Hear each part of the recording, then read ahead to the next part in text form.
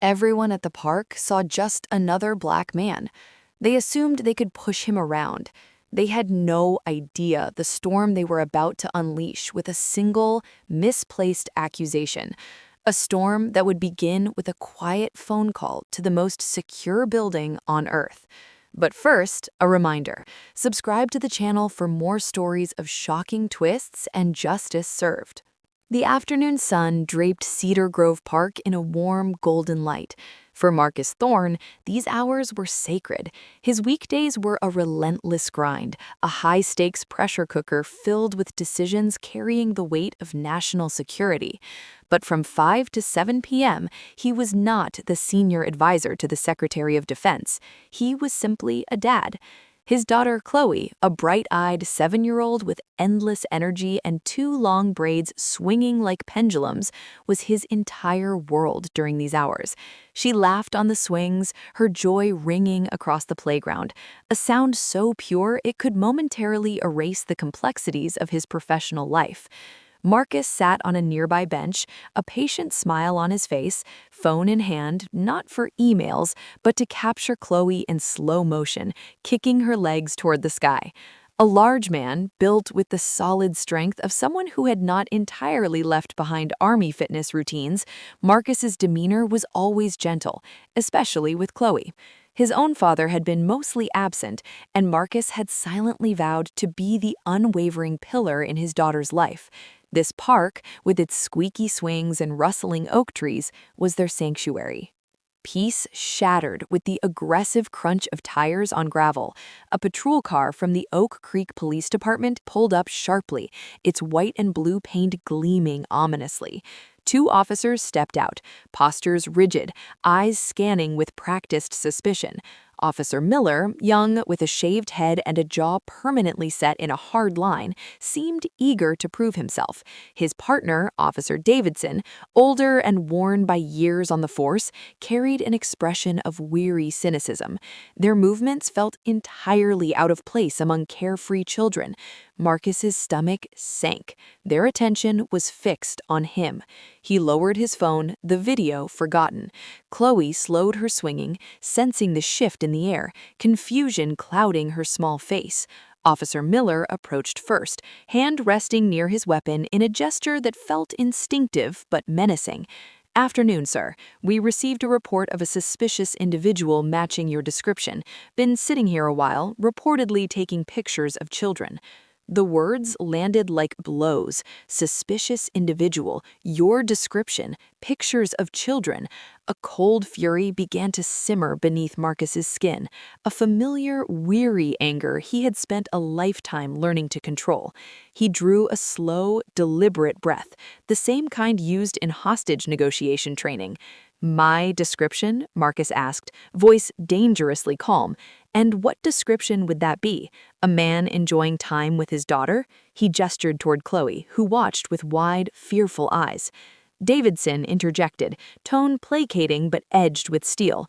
"We just need to check things out, sir. Standard procedure. May I see some identification and maybe take a look at that phone?" The world narrowed for Marcus. The request for his phone was a line in the sand. It contained classified work documents, secure communications, and photos of his daughter meant for his eyes only. "My identification is in my wallet, but you cannot have my phone. That is a violation of my privacy. My daughter is right there. She's the only child I've been filming." Miller's face hardened. "Sir, if you have nothing to hide, you won't mind showing us. Refusing to cooperate just makes you look more suspicious." He stepped closer, invading Marcus's personal space. "Now hand over the phone or we'll have a bigger problem." The threat hung thick in the air. Chloe let out a small, frightened whimper. The sound cut through Marcus sharper than any insult ever could. He noticed other parents in the distance, pretending not to watch, bodies tense. He was a spectacle, a potential predator in their midst. The stereotype he had battled his entire life was being draped over him in broad daylight. He knew the dance. Arguing, showing anger, any reaction would only confirm their bias. A black man in America, Marcus understood, had no shield of Ivy League degrees or Pentagon security clearance in situations like this. Officers, Marcus said, voice low and measured, breaking no argument, you are making a mistake, a very serious one. I am going to make a single phone call. After that call, you will apologize to me and my daughter and leave this park. Do you understand me? Miller scoffed, a short, derisive sound. You're going to call your lawyer? You can do that at the station right now. You are obstructing our investigation. He reached for his handcuffs, the metallic click echoing like a sound of finality. Marcus didn't flinch. He held Miller's gaze. No, I am not calling a lawyer. He lifted his phone, a specialized, secure device, thicker than a standard smartphone, with reinforced casing. He pressed a single button, bypassing the lock screen, activating a dedicated encrypted line. He didn't dial. The device routed automatically through satellites and secure servers. A crisp, efficient voice answered after half a ring. Watchtower Authenticate. Thor, Marcus, Sierra, Tango, 904, he recited, voice flat, devoid of emotion. Priority 1. Patch me through to General William Coulter, Office of the Secretary of Defense. A beat of silence followed. Even the officers paused, the strangeness of the exchange cutting through their procedural aggression. Miller's hand, hovering near his cuffs, hesitated. A new voice, deep and authoritative, laced with immediate concern, answered, Marcus, this is Coulter. You're on a priority 1. Report your status. General Coulter wasn't just Marcus's boss. He was a mentor, the man who had personally recruited him for his rare mix of strategic intellect and field experience. My status is that I am being detained by local law enforcement at Cedar Grove Park, Oak Creek. Marcus kept his eyes locked on Officer Miller. The allegation, he said, is that I am a suspicious person taking photographs of children. The subject of those photographs is my daughter, Chloe. The officers are demanding I surrender my secured, government-issued device. They are moments from placing me in handcuffs in front of my 7-year-old child. This is an unacceptable breach of operational security and a profound personal insult. He could almost feel the temperature drop on the other end of the line. General Coulter's voice became dangerously quiet. Put the senior officer on the line, right now. Marcus held out the phone to Officer Davidson, whose cynical mask had finally slipped, revealing dawning, horrified confusion.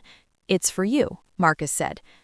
General William Coulter, United States Army, Office of the Secretary of Defense. Davidson, looking utterly bewildered, took the phone as if it were a live grenade, holding it uncertainly to his ear. This is Officer Davidson, he began, but his voice faltered as the voice on the other end erupted. Marcus couldn't hear the specifics, but he saw Davidson's face drain of color. The once authoritative posture deflated, and he began stammering. Yes, sir, I understand, sir. No, sir, we had no idea. It was a concerned citizen. Davidson listened a moment longer, face ashen. He slowly handed the phone back to Marcus, as if it had burned his fingers. General, Marcus said. The situation is being handled at the highest level, Coulter replied, his voice cold with fury. I have the governor on the other line. The police commissioner is about to receive a wake-up call he will not forget. Stand by, Marcus, and my apologies. This should never have happened. The line went dead. For a long moment, there was only silence. The two officers stood frozen. Miller glanced from his partner to Marcus, his bravado evaporated, replaced by sickening dread. The radio on Davidson's shoulder crackled to life. The dispatcher's voice was strained and panicked. Unit 47, respond. Code 99. All units stand down immediately at Cedar Grove Park. I repeat, stand down. All patrols in the vicinity return to station. Chief's orders direct from the mayor's office. Davidson slowly keyed his mic. Unit 47, copy. His voice was a hoarse whisper. For the first time, Marcus saw something resembling respect buried deep beneath the terror in his eyes. Sir, Davidson said, trembling, I profoundly apologize. There has been a terrible error. Marcus didn't even look at him. He walked past both officers and knelt in front of Chloe, who was on the verge of tears. "It's okay, baby girl. Daddy's okay. Everything is okay now." He could feel her small body trembling against his. The damage had been done, the sanctuary of the park violated. Within minutes, the scene transformed. Another police car arrived. This one was unmarked. A man in a crisp suit, face grim, emerged. It was Police Chief Edwards himself. He spoke in hushed, urgent tones with Davidson and Miller, whose faces were now chalk white. Then the chief approached Marcus, hat in hand, a picture of contrition. "Mr. Thorne, on behalf of the Oak Creek Police Department, I offer my deepest, most sincere apologies. This was a catastrophic failure in judgment by my officers. The 911 call has been reviewed. It was anonymous and deliberately misleading. We will launch a full internal investigation." Marcus stood, holding Chloe's hand. He looked at the chief, then at the two officers being ordered into the back of the chief's car. "Your investigation is the least of my concerns, Chief," Marcus said coldly. "Your officers traumatized my child. They saw a black man in a park and assumed the worst. They ignored context. They ignored a child calling me daddy. They escalated a situation based on nothing but bias. This isn't about a mistake. This is about a culture." He turned and led Chloe away, leaving the chief standing, his apology hanging uselessly in the air. But the story was far from over. The first twist came that evening on the local news. A reporter, tipped off by an anonymous source within the department, broke the story of the park confrontation. Yet the narrative was twisted. It painted Miller and Davidson as victims of an overzealous federal government.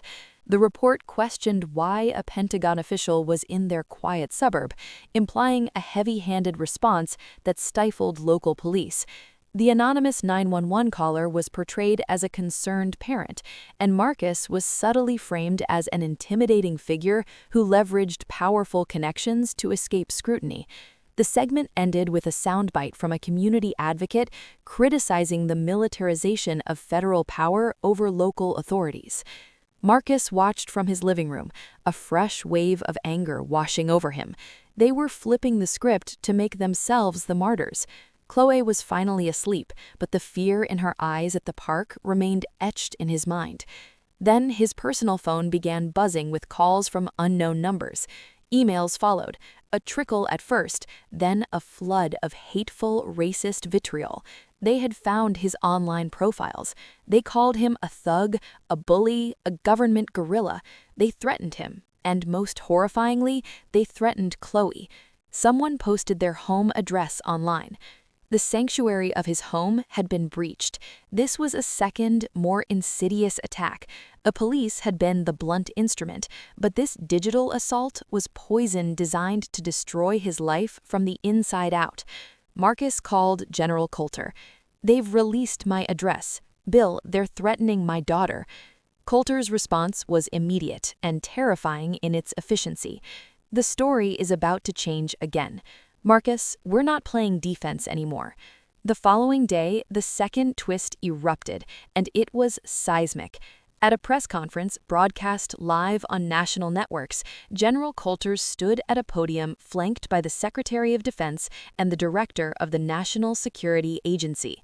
Coulter did not mince words. He identified Marcus Thorne by name and title, revealing him to be the lead architect of the nation's most advanced cybersecurity shield, a program that had thwarted 3 major foreign cyber attacks in the past year alone. He detailed Marcus's decorated military service, his PhD from Stanford, and his unwavering dedication to the country. Then he turned to the events in the park. He called it what it was: racial profiling that had not only traumatized a national hero and his child, but also created a serious national security risk. The officers involved, Coulter stated, voice echoing in the stunned silence of the press room, had demanded that Mr. Thorne surrender a device containing Level A classified materials. Their actions, based on nothing but prejudice, compromised a vital asset and endangered ongoing operations. The subsequent smear campaign, including the doxing of Marcus and his family, constituted domestic terrorism aimed at a federal employee. He then dropped the final bomb. Furthermore, Coulter continued, our investigation, in coordination with the NSA, has identified the source of the malicious 911 call and the coordinated doxing campaign. A screen behind him lit up, displaying a series of encrypted IP addresses and phone records. The individual responsible for the initial false report and for orchestrating the online harassment is none other than the brother of Officer Miller, who has a prior arrest record for making threatening communications. He acted in concert with his brother, Officer Miller, to create this situation and then manipulate the public narrative after the fact. The room erupted in a flash of cameras and shouted questions. The story was no longer about an overreaching government. It was about a conspiracy within a police department, racism, corruption, and a betrayal of public trust, all targeting one of the nation's most valuable yet unacknowledged defenders. The fallout was swift and absolute. Officers Miller and Davidson were not just fired, they were arrested and charged with a litany of crimes, including conspiracy to violate civil rights, official misconduct, and, for Miller, conspiracy to commit cyber harassment. The police chief resigned in disgrace. The city of Oak Creek settled a multi-million-dollar lawsuit with Marcus, which he immediately placed in a trust for Chloe's future and to fund a nonprofit dedicated to combating racial profiling. Public outrage, finally, was directed at the right people. But for Marcus, the victory felt hollow. The final scene took place a month later. Marcus had resigned from the Pentagon. The experience had shown him that the greatest threats to his family were not always foreign adversaries, but sometimes the very prejudices festering within his own community. He and Chloe were moving to a new city for a fresh start. As he packed the last box into his car, a black sedan pulled up.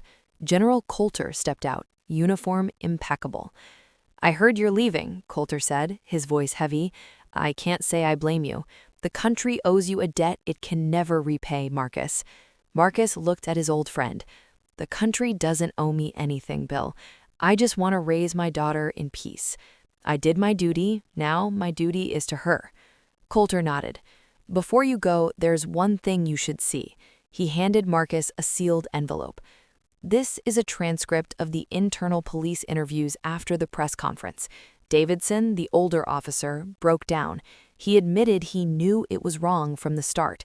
He said he saw Chloe look at you and knew the truth, but he was too deep in the department's culture to stop it. He said, and I quote, "I looked at that little girl's face and I saw my own granddaughter, and I did nothing. I will have to live with that for the rest of my life." Marcus took the envelope but didn't open it. He didn't need to. The apology, belated as it was, didn't matter. The justice, however severe, couldn't erase the fear in Chloe's eyes. He got into his car, Chloe already waiting, her thoughts on the new park she would play in their new city. As he drove away, he left behind a town forever scarred by the day they targeted the wrong single dad. A man whose quiet phone call to the Pentagon didn't just destroy 2 careers, it exposed a sickness and reminded everyone that true power isn't always about rank or uniform, but about the unbreakable will of a father to protect his child. Now, to all of you watching, we're curious, where are you joining us from today? Let us know in the comments which part of the country you're watching from.